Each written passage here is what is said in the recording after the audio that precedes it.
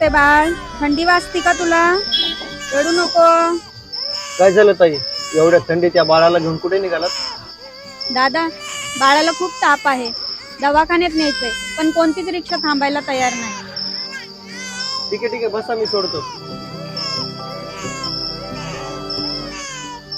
रडू नको बाळा. हे घे ताई, बाळाला गुंडाळा आणि काळजी नका करू. मी रिक्षाचे पडदे नीट लावून घेतो, म्हणजे हवा आत येणार नाही. दादा, पण तुम्हाला थंडी वाजेल ना?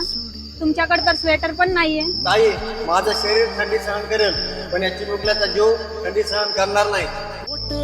पाठ झाली एकही जरी. धन्यवाद दादा, तुम्ही देवासारखे धावून आलात आणि आम्हाला वेळेवर हॉस्पिटलला पोहोचवलं.